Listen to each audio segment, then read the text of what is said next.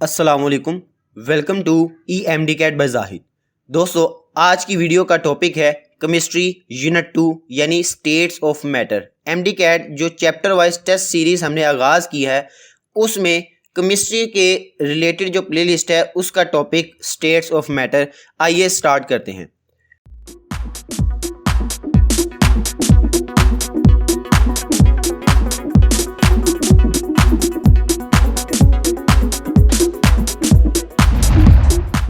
पहला MCQs है जी, when two ice cubes are passed over each other, ये असल में प्रेस्ड ओवर ईच अदर होना चाहिए यहाँ पे। They unite to form one cube, this is due to, यानी दो आइस क्यूब्स जो हैं अगर उनको आपस में इस तरह करीब रख के प्रेस किया जाए इस तरफ और इस तरफ से फोर्स लगाई जाए तो वो मर्ज होकर एक ही आइस क्यूब बन जाता है। This is due to question पूछा गया तो सिंपल हम जानते हैं आइस क्यूब्स वाटर का जहां पे भी जिक्र आए तो हाइड्रोजन बॉन्डिंग हमारे ज़हन में पहला ही आंसर आ जाता है।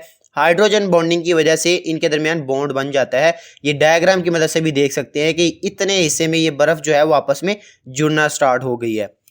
Next, propane is miscible in water, यहाँ पे वाटर लिखा होना चाहिए, आज मिस्टेक्स, वाटर ड्यू टू, यानी प्रोपेन जो है वो वाटर में पूरी तरह सोलुबल नहीं है इसीलिए मिसिबल का वर्ड यूज़ किया।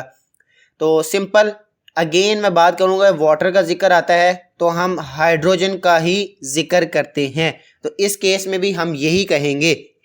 यहाँ पे आप देख भी सकते हैं, lower members of aldehyde and ketones such as methanol, ethanol, propanone and are miscible with water in all proportion because they form hydrogen bonding, very important। अब आप प्रोपेनॉन लिख दिया जाए या इसके अलावा लोअर एल्कीन्स कुछ भी लिख दी जाए, एल्डिहाइड लिख दिया जाए, कीटोन लिख दिया जाए, अब आपको समझ आ गया होगा ना, प्रोपेन एक सिंपल एक सिंबल था। Next, strong dipole forces among the liquid molecules are responsible for, जो स्ट्रॉन्ग फोर्सेस हैं वो किसके लिए रिस्पॉन्सिबल होती हैं? Very high heat of vaporisation, low high heat of vaporisation, very low boiling point. मुझे एक बात बताएं, जब ये फोर्स ज़्यादा होगी तो बॉइलिंग पॉइंट तो लो नहीं ना हो सकता। चार्ली तो वैसे गया, जब चार्ली गया तो हम डेल्टा को भी निगलेक्ट कर देंगे, पीछे बचे दो यानी 50% चांसेस हो गए, तो यकीनन alpha is the right option because the dipole forces attraction जितनी ज़्यादा होगी उतना ही यानी इस हीट को तोड़ने के बॉन्ड तोड़ने के लिए एनर्जी ज़्यादा रिक्वायर्ड होगी, इसका मतलब हीट ऑफ वेपोराइजेशन ही ज़्यादा हो जाएगी। Next, overall ratio of silicon to oxygen atom is silicon four oxide is, यानी रेशियो बतानी है किसकी? Silicon to oxygen. इस क्वेश्चन से मैं आपके 2-3 और क्वेश्चंस क्लियर करना चाहूँगा। Simple answer is alpha. देखें, एक सिलिकॉन जो है, सेंटर वाली डायग्राम देखें, एक सिलिकॉन कितने ऑक्सीजन के साथ जुड़ा हुआ है? 1 2 3 4। इस रेशियो से हम देखते हैं 1:4, ये लीजिए हमारे पास रेशियो आ गई। हाँ, अगर वो कह देता ऑक्सीजन टू सिलिकॉन तो जारी बात है पहले फिर हम ऑक्सीजन की तादाद लिखते, यानी फिर हम चार्ली को सिलेक्ट कर लेते अगर पहले ऑक्सीजन लिखा होता क्वेश्चन में। समझ आया? अब तीसरे MCQs की तरफ चलते हैं। क्वेश्चन इस तरह भी आया हुआ देखा गया है कि इन सिलिकॉन डाइऑक्साइड पूछा जाता है कि एक ऑक्सीजन कितने सिलिकॉन के साथ जुड़ा हुआ है, तो आप डायग्राम की तरफ देख सकते हैं कि एक ऑक्सीजन जो है वो 2 सिलिकॉन एटम्स के साथ एट अ टाइम जुड़ा हुआ है और एक सिलिकॉन जो है वो at a time 4 oxygen atoms के साथ जुड़ा हुआ है। तो ये 4 MCQs आपके सामने डिस्कस कर दिए। Next, the coordination number of each ion in NaCl, NaCl में जो कोऑर्डिनेशन नंबर है वो कितना होता है? Answer is 6। Beta is the right option. Book की जस्ट एक इन्फॉर्मेशन आपके साथ शेयर की है, यहाँ पे कोऑर्डिनेशन नंबर की डेफिनेशन भी लिखी हुई है, बाकायदा थोड़ा सा एक्सप्लेन भी किया हुआ है, इसका स्क्रीनशॉट ले लें और इसे मज़े से पढ़िएगा, बहुत फ़ायदेमंद वाली बात है। Next, which of the following statement is incorrect about silica, silica के बारे में कौन सी स्टेटमेंट जो है इनकरेक्ट है? नेक्स्ट, पहला हम पढ़ते हैं जी, every silicon atom is bonded tetrahedrally with 4 oxygen atom, अभी हमने पढ़ा ये ट्रू है। Even oxygen atom is bonded to 2 silicon, ये बात भी सही है। Structure of silicon is considered to be essentially 1 molecule, यानी सिलिकॉन का स्ट्रक्चर जो है वो हम उसे 1 मॉलिक्यूल कंसीडर करते हैं। इस पे चलो देख लेते हैं। डेल्टा ऑप्शन देखे है वेरी हाई थर्मल एक्सपेंशन। अब सोचा ये जाता है कि इतना बड़ा मॉलिक्यूल है तो इसकी थर्मल एक्सपेंशन भी बहुत बड़ी होनी चाहिए, लेकिन दोस्तों याद रखें सिलिकॉन डाइऑक्साइड के केस में दिस इज द एक्सेप्शन। ये एक्सेप्शन याद रखनी है, सिलिकॉन डाइऑक्साइड की वेरी हाई थर्मल एक्सपेंशन नहीं होती। That is important thing. Next, hydrogen bonding is maximum in, यहाँ पे चार्ट भी आपको बता दिएगा, ये क्वेश्चन का हिस्सा नहीं है, बस एनिमेशन थोड़ी लेट लगी है इस पे। Hydrogen bonding is maximum in simple, मैंने कहा जब वाटर का जिक्र आ जाए तो वाटर बादशाह है भाई, जहाँ पे पानी आ जाए समझे वही आंसर है। अब यहाँ पे ग्राफ की मदद से समझे, यहाँ पे वेपर प्रेशर शो किया हुआ है, मुझे बताएं सबसे कम वेपर प्रेशर जो है वो यहाँ पे इन ऑप्शंस के लिहाज से वाटर है, लेकिन वैसे देखा जाए तो इथाइलिन ग्लाइकोल है। याद रखना, यानी जितना कम वेपर प्रेशर होगा हाइड्रोजन बॉन्डिंग उतनी ज्यादा होगी। तो इसका मतलब अगर ऑप्शन में इथाइलिन ग्लाइकोल होता तो यस, वाटर के होने के बावजूद हम इथाइलिन ग्लाइकोल को सिलेक्ट करते, लेकिन वो ऑप्शन में नहीं है। नेक्स्ट, द स्ट्रॉन्गेस्ट बॉन्ड, ये वो क्वेश्चन है जिसका मैं इंतजार कर रहा था कि आए और आपके सामने सोल्व किया जाए। मैं आपसे रिक्वेस्ट करता हूं वीडियो पॉज करें और इसको खुद सोल्व करें। तो उम्मीद है कि आपने इसे सोल्व किया होगा। देखें मोस्टली जो है चार्ली को सिलेक्ट करते हैं। मैं आपको पहले बता दूं दिस इज रॉन्ग आंसर, यानी हमने पढ़ा हुआ है कि hydrogen bonding is strongest in water, और वाटर में जो है वो OH ग्रुप होता है, तो देन व्हाई नॉट चार्ली, मसला हो गया ना। Answer is alpha. रीजन सुने, देखिए जी उस दो तरह के क्वेश्चन है, आई नो, मैं ये चीज मानता हूं, the strongest hydrogen bonding exist in water इस केस में, इनके केस में, लेकिन उसने हाइड्रोजन बॉन्डिंग नहीं पूछा, उसने पूछा है हाइड्रोजन बॉन्ड। क्वेश्चन ध्यान से पढ़ें, हाइड्रोजन बॉन्ड असल में कोवलेंट बॉन्ड ही है, ये याद रखिए, वो कोवलेंट बॉन्ड का पूछ रहा है। तो अल्फा इज ऑप्शन, क्योंकि फ्लोरीन और हाइड्रोजन की इलेक्ट्रोनेगेटिविटी में बड़ा डिफरेंस है, ज्यादा डिफरेंस होने की वजह से अल्फा को सिलेक्ट किया। हाँ, अगर वो कहे कि ज्यादा हाइड्रोजन बॉन्डिंग किस में होगी तो हम वाटर को सिलेक्ट करेंगे, क्योंकि हम जानते हैं पर मॉलिक्यूल वाटर की हाइड्रोजन बॉन्डिंग 2 हाइड्रोजन बॉन्ड होते हैं, इसका मतलब उसका यानी बॉइलिंग पॉइंट भी इस वजह से ज्यादा होता है। यहाँ पे आप देख भी सकते हैं 2 हाइड्रोजन बॉन्ड एक वक्त में। Next, the distillation of solution under reduce pressure is called, just book की एक डेफिनेशन है, हम जानते हैं इसे क्या कहा जाता है जी, वैक्यूम डिस्टिलेशन। और ये किस प्रोसेस के लिए होता है, कुछ प्रोडक्ट्स जो हैं वो उसी जिस टेम्परेचर पे उन्हें बॉयल होना होता है उसी पे ही डीनेचुरेट हो जाते हैं, तो उससे बचाने के लिए ये किया जाता है।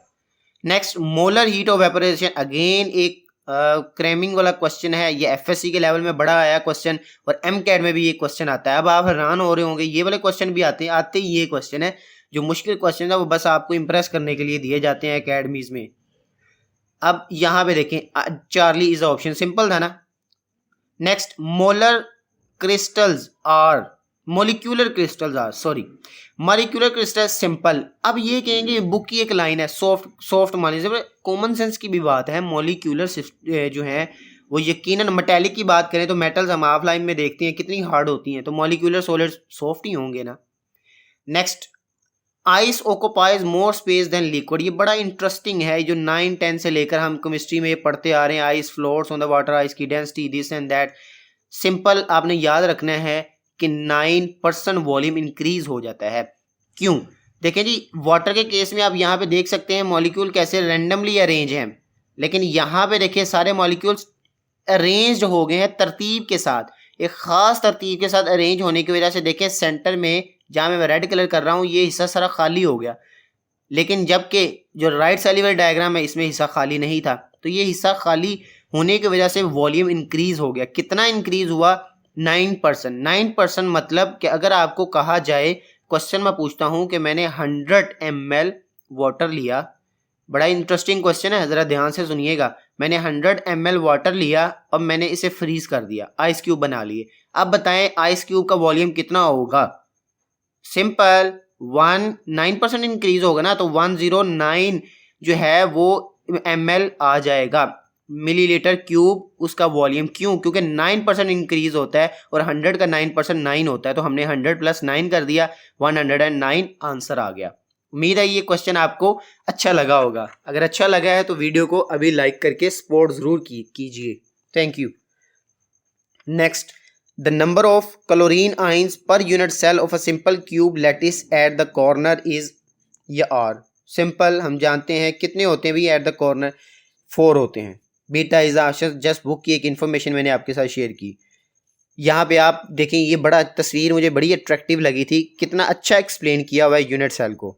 नेक्स्ट एमसीक्यूज है जी, the overall structure of diamond looks, यानी डायमंड का जो ओवरऑल स्ट्रक्चर है वो सिंपल, बुक की अगेन इंफॉर्मेशन, फेस सेंटर्ड होता है।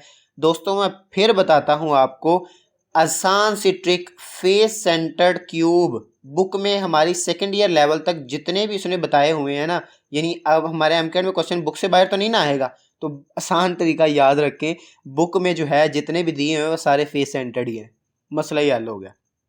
नेक्स्ट, ये डायमंड का स्ट्रक्चर आपके सामने।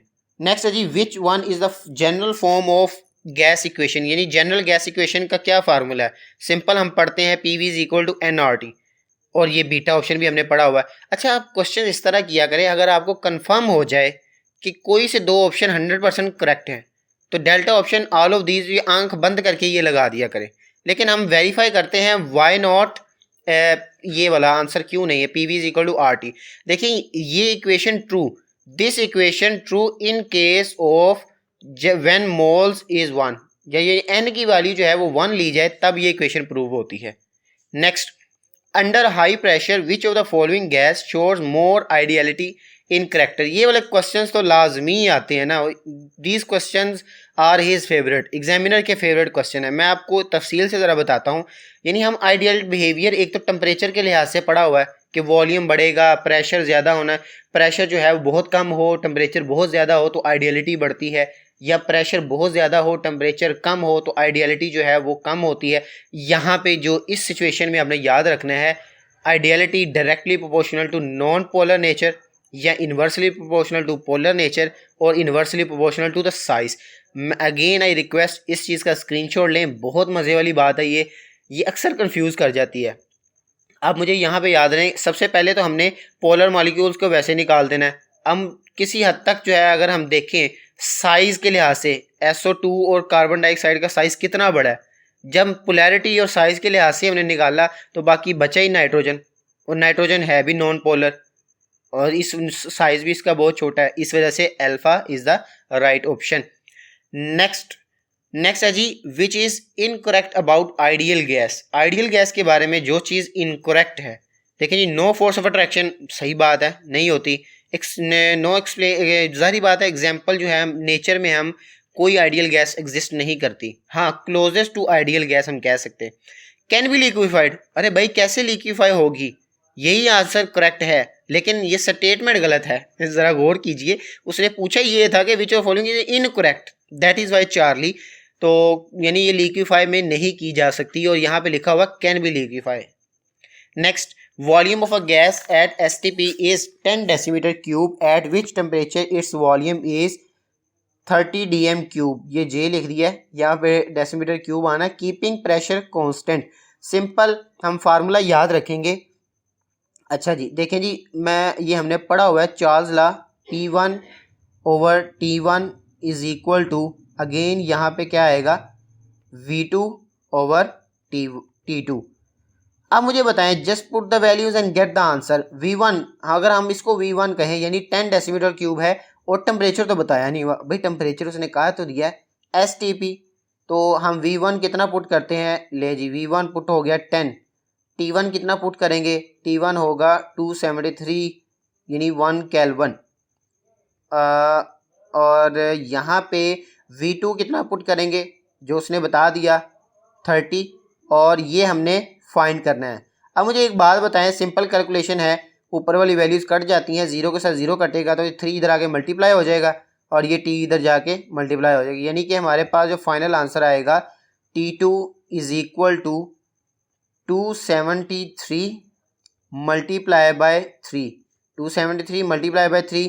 अब इनमें यानी कि अब 3 इंटू 3 9, यानी बीटा ये चार्ली में से आंसर कोई है, तो beta is the right option, क्योंकि SI यूनिट जो है वो केल्विन है।